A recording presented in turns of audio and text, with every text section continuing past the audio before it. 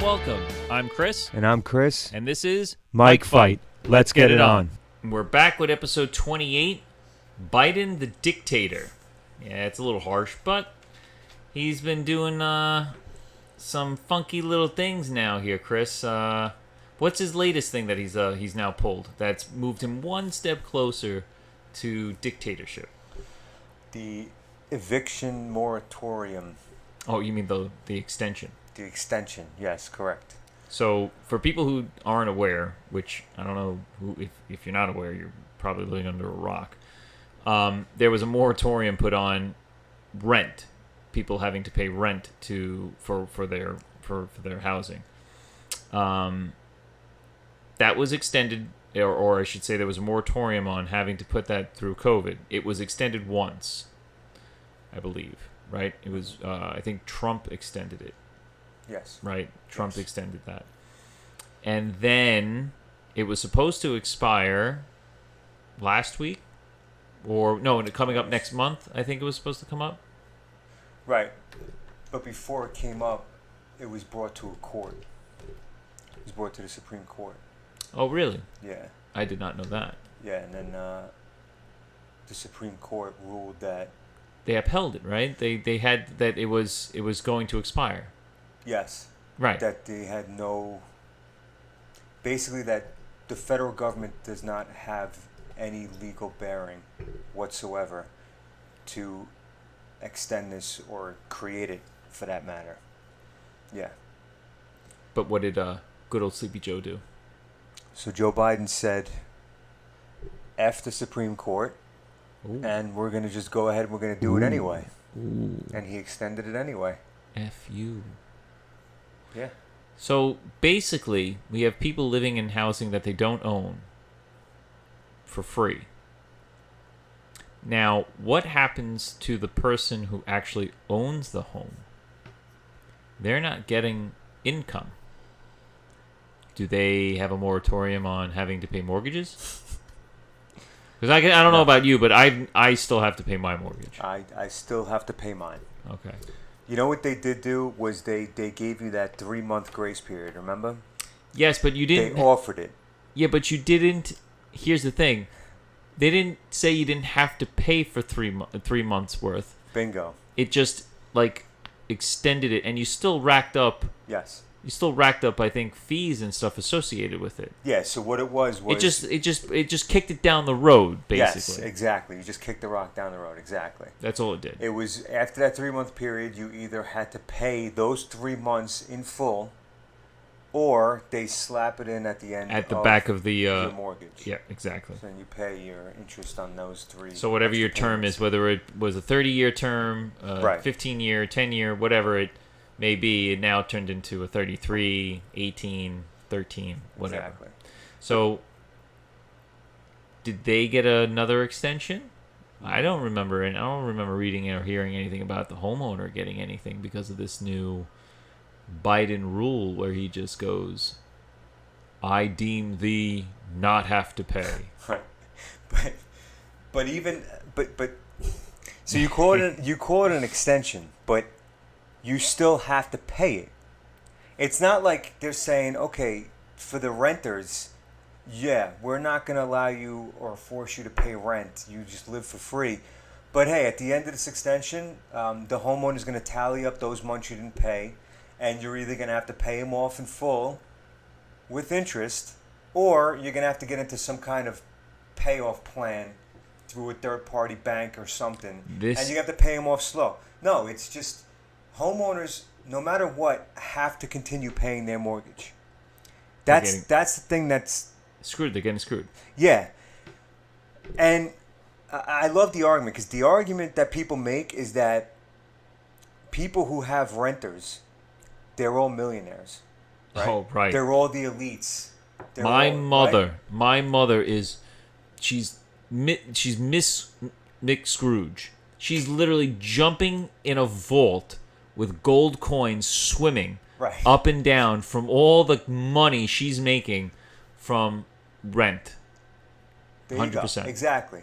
That's not the case. Like, it's not like everyone thinks it's these big dark, corporations in the back that are in the shadows that are making all this money off of renters.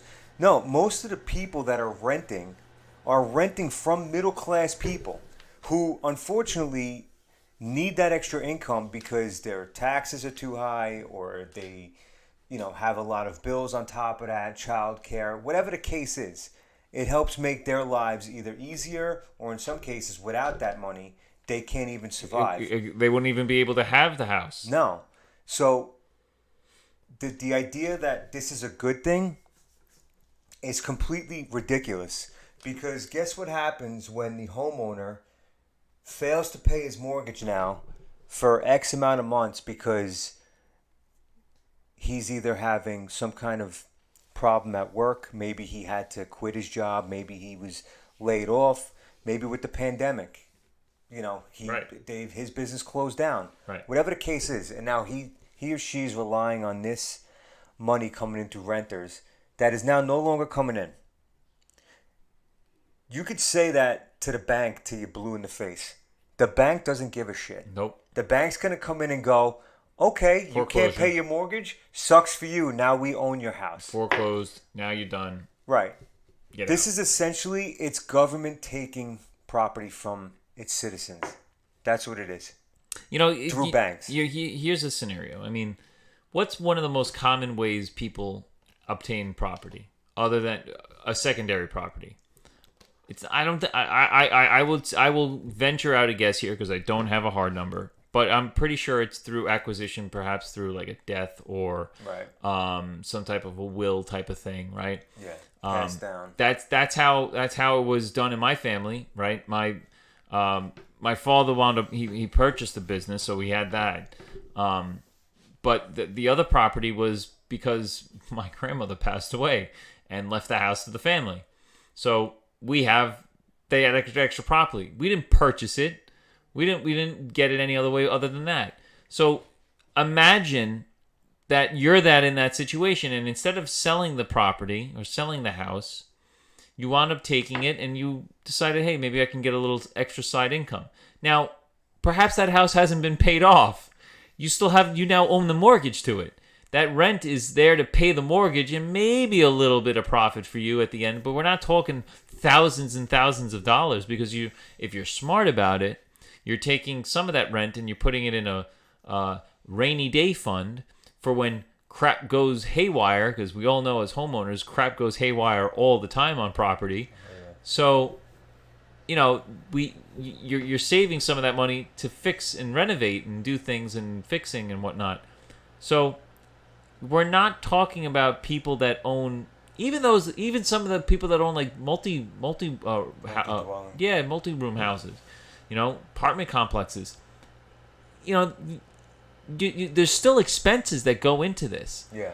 They may be a little bit better off, but remember, whereas a single home family person who's renting versus a multiplex where you got maybe 30 rooms, that's just 30 more headaches. Yeah. That's literally could be 30 more headaches.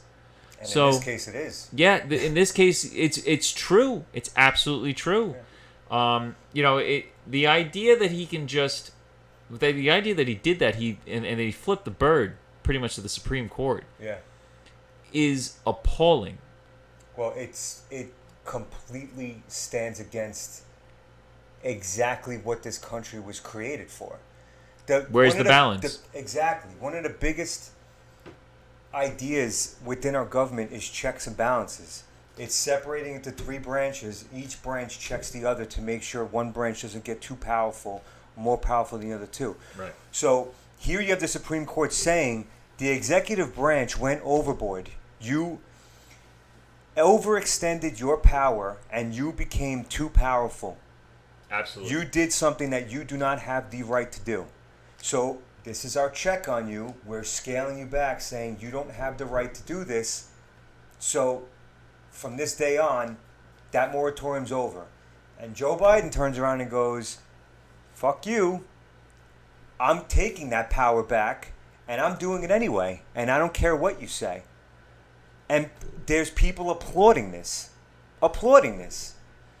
And why? Because it's people who support Joe Biden. So anything he does, it doesn't matter. the same goes for the ends justify the means. Right. He could literally put a bullet in your family member's head in front of you, and you'll make any stupid excuse to support that thing that he did. The ends justify the means. And it's just like you're not seeing the bigger picture here. That if the president of the United States, no matter who he is, it doesn't matter who he is, can turn around and take a decision by the Supreme Court that's stating that they're overreaching their power and just say, I don't care, I'm just going to do it anyway, that's a problem. That's a very big problem. That is a president that is becoming too powerful. It's a rogue. You're rogue becoming president. You're no longer now ruling in a democratic or republic. You're now ruling as a dictator. Maybe not completely yet. I say yet because every time we talk about this guy, he just seems to do more and more things that lead down that road. Order. I mean, he's got the most executive orders signed by any president in their first term. Any president. And they're talking about this next. What is it? The $350 trillion. $3.5 $3.5 trillion bill is that's attached to this new infrastructure bill. Well, that's the reconciliation. But you got Democrats that are pushing up against it. That you have Pelosi's getting pushback. Yeah, but they're only pushing back because they want that bill attached to the infrastructure bill.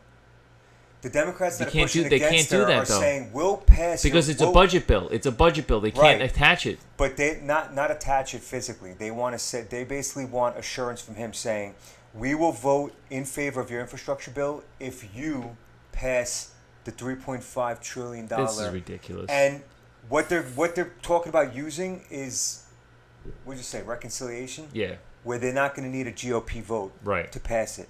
So again, now you're ruling solely. You're just passing it. Like we don't need any vote on it. It's my bill.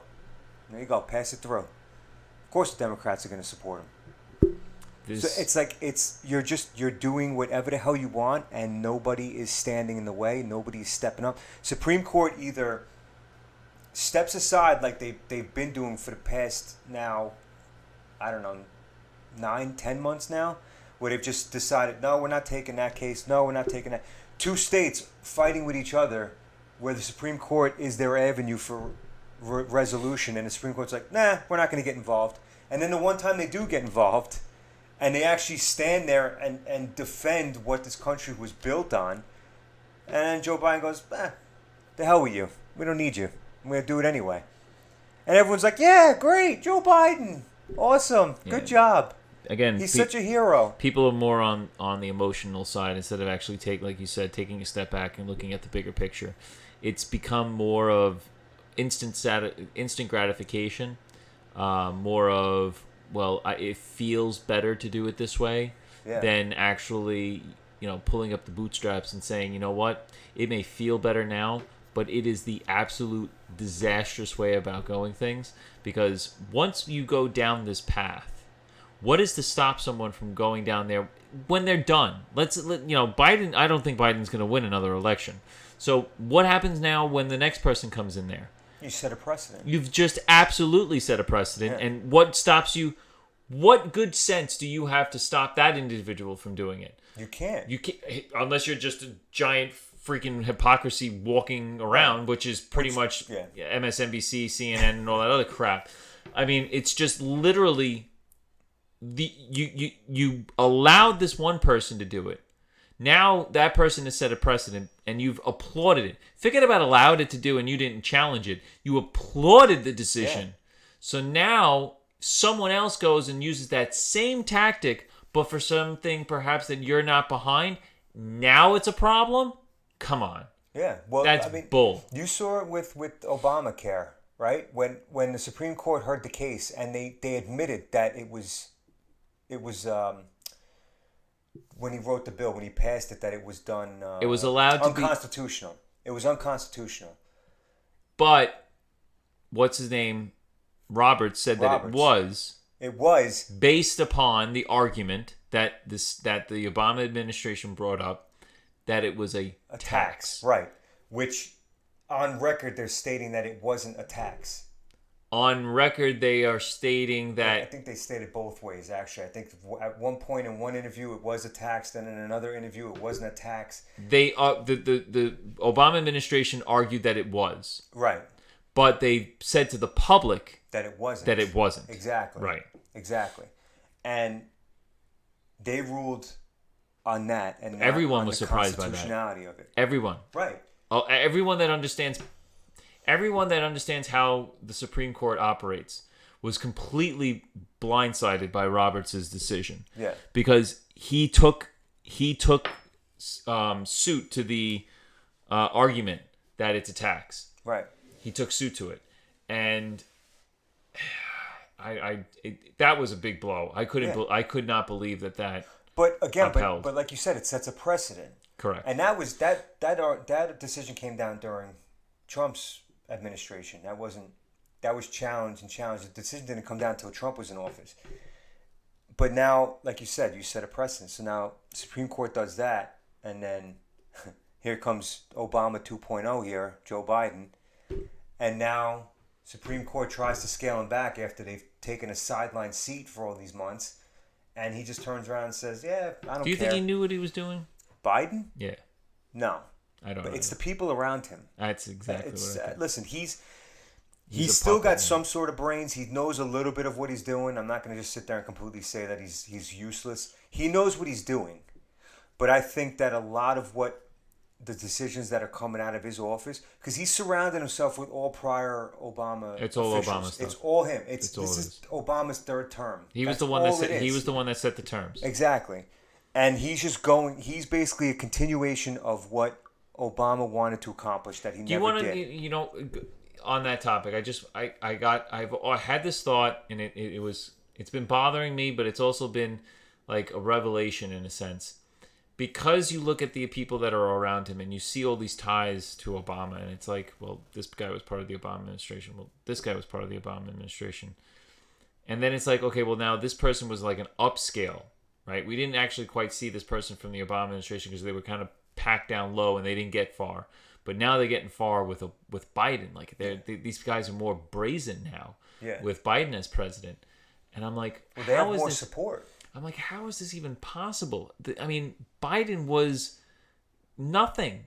He was nothing with. He was an idiot. Even Obama admitted that he was a He moron. was nothing with Obama. Nothing. He literally caused more problems for President Obama than he helped. Even the Ukraine deal, he had to beg him to get the Ukraine deal. I'm telling you, this whole thing just doesn't add up, except for one. And I think this is where a lot of the, and I hate to say it this way, but a lot of the race thing comes into play. I feel that Obama, because he's the one pulling the strings, or at least calling the shots, in my opinion. Yeah. Okay, I think he's very heavily involved. Yeah. He's got people all over the place. All over Whether the it's place. direct or indirect, he's definitely got some people's ears in I there. think that he sees Biden as a way of getting things done easier because he's the old white guy. He's the old classic white guy in the White House now. And that because we all know how President Obama just loves to throw the race thing out there. Yeah. Well, look at whitehouse.gov. Right? Look at Biden's writings in there. Every single thing he has in there, in every paragraph, there's something about race. Something. So I think that they're kind of like reverse engineering in a sense, and this is all. This is just my opinion, my thoughts. This is just where my mind rolls sometimes. I honestly have no evidence for any of this, but it just seems so funny to me on how things that Obama definitely wanted to do got so much pushback, okay? And it did. I mean, the Tea Party was started under the Obama administration, okay? And then when the House was taken back by the Republicans, pretty much all that stuff stopped, okay? He couldn't go anywhere. Yeah. So he was stonewalled by the Republicans in that sense. But then, now he's got Biden in there, Now, Biden is a complete joke. He knows that. Everyone knows that. Even Biden himself knows it. Yeah. Throws in, he literally, I'm telling you, I don't have any proof of this, but I am telling you right now, it was President Obama that called up the Biden administration and said, Joe, your vice president is Kamala Harris. And then hung up the phone. That's it. Yeah. That's it. Because why would you choose a person that blatantly called you a racist? Yeah. As your VP. No, not even that. She got 0% of the vote. She was extrememely unlikable to everybody, Democrats and Republicans. She's nothing. Right. But what did Joe Biden? Because Joe Biden's whole presidency revolved around, like you said, race. Everything was about race. Race, white supremacist, the thing that's destroying the this orange whole man, country he's bad, he's this, he's that. It's all about that. I'm going to unite. Who would he have been better off with? Bernie Sanders, Probably. Elizabeth Warren, even Probably. someone like that. Even Klobuchar got some people curious, but instead they said no. It's got to be a woman. Can't be two old white guys. It's got to be a woman, and it's got to be somebody of color, because you can't have two white leaders, president, vice president, whether they're male or female, up there talking about race and equity and all this stuff about what goes on in the minority communities, and basically telling them how they feel about things. If it's two white guys, no one's going to hear that. Yeah. It's going to fall on deaf ears. So you need somebody up there who's going to be the face, and it's her. And you see it because Joe Biden's doing all the talking. Kamala Harris is nowhere to be found. It's just a face to put to it. So really, if anyone says anything to Joe Biden, they could just point to her and go, "No, wait, look at his vice president." Just so bizarre. Exactly. That's all it is. It's all a show. It's a fucking show. This is. I mean, if anybody's really paying attention, it's so bizarre. It really is. I mean, I haven't been on this earth that long and long enough to really see all of politics and what it's been throughout my, short amount of years, but something just doesn't make sense with this administration right from the very beginning. No. Right from the very beginning. That's why it feels like it was planned. How does this man garnish more votes than President Obama in 2008? Her too. President Obama was the Messiah, for God's sakes. Yeah. I know. Right? Look, he's having his and now he's becoming a dictator. 60th birthday bash over here. But but he's having that's what he's doing. And they keep getting away with things. They get caught, they push through it. They get caught again, they push through it. And it just keeps happening. And more people are turning a blind eye to the stuff that they're doing. And I think they're only hurting themselves. I think the Democratic Party and the White House are only hurting themselves. I don't think so. Because I think 2022 is going to come with a vengeance. It is, but I think all this crap around elections, around the voting and the ballots and everything, I think they're just going to continue to create so much chaos. Yeah, but here's the thing: what you don't understand, the states now. Well, I don't know. You may have heard this. The Supreme Court is not going to hear any cases about gerrymandering. They've decided they're not doing it this time. This is the first time they've ever did that. Yeah, they're not going to do it. They're allowing the states and the governors to do their fixing on the fixing of the right, but you still have that Equity Act that's still on the table that they haven't been able to pass. Yeah, but when it comes to voting, there's voting laws in that in the writing supersedes state law. They're trying to federalize voting. Yeah, but you can't do that though. That's against. But no one could say that he could defy the Supreme Court either, and he did that. Yeah, no, but that's something that the states will bring up, and that'll be shot down. You can't federalize. Well, as of right now, it's unconstitutional to federalize elections. But that's the thing, exactly. But you can't put it past them because they're going to try. If you federalize elections, we're Cuba. Right. But they don't care. And we're China. The fact that they have it in writing in the Equity Act shows that they don't care. They're going to do it anyway. And then they're going to let the courts fight it off. They're going to let the states bring their lawsuits. And they're going to hope for something like this where Either the courts are going to stay out of it, or they're going to make a decision. He's going to say, "Well, screw you anyway. I don't care." Because now you see, now he's talking about when asked about mask mandates nationally, and him and his own people said, "We can't do that. That's something that's not possible. We cannot federally mandate mask mandates. We can't federally mandate masks for the population, but we're looking into it." Yeah. So what does that tell you? He's He's not saying that just off the top of his head. He literally has a crew of people who are looking in a way to try and federalize it. Yep. Same thing with the interstate vaccine and the vaccines passports, yep. where now they're looking into trying to establish vaccine passports for interstate travel, where U.S. citizens cannot travel across state borders without providing vaccine passports. Unconstitutional. You cannot do that. People, this is getting crazy. But that's what they're looking into it, and these are the studies that they do until they figure out a way to get it done. Yeah, and circumnavigate the laws. They put it in writing that's confusing. They'll put it in a bill that's 7,000 pages long, that's stacked with a bunch of other shit that they distract people with, and lo and behold, you have a guy who's basically doing whatever the hell he wants, regardless of the legislative and the Papa Biden. Biden. We got Dictator Biden. Careful, people. We gotta do something. We gotta get these guys out of there. I mean, seriously, we gotta get these guys out of there. Yeah, I mean, just listen. Just going back to the moratorium thing for a second. Like, these are homeowners.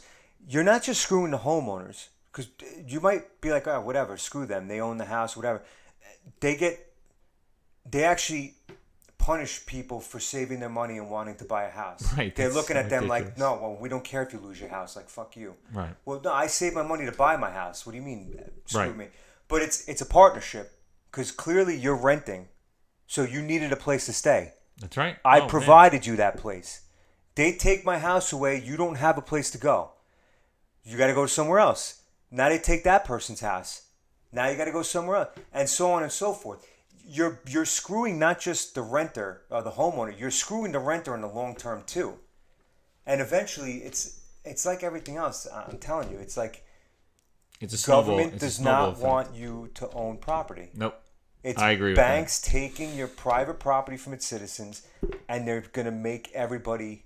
Because I can definitely see the government coming in and purchasing the property. That's what they're doing. I mean, look at Blackstone or Blackwater? What's this big investment company? It's like the biggest investment company in the country. It might even be the world. They're buying up properties left and right, left and right all over the country. They're buying properties. You have guys like Bill Gates buying hundreds and hundreds of acres of farmland. I did see that. Right? You got that. You got. Yeah, but he's not government. Who's Jeff Bezos offering NASA to pay NASA to get the space program back up and running, and he wants to send people up to Mars. Now they're going to pay people to live in Arizona under like astronaut conditions to prep them for life on Mars. It's like all these entities. Yeah, but that's not public though. That's private stuff. Right, but they're private, but these are donors that have a lot of power over. I agree with that. Officials and things like that. And it's like, I don't know. I think it's a. You got an uneasy feeling about it. Yeah, because it's a small group of people with the government that's trying to take ownership of everything. Yeah, but what they don't realize, and maybe they do, the government would screw them too. The government would take them and screw them too. I think so, 100%. It depends. It depends who's in office. I mean, it depends what the stakes are. These people are giving them, they're filling their pockets left and right. I don't know.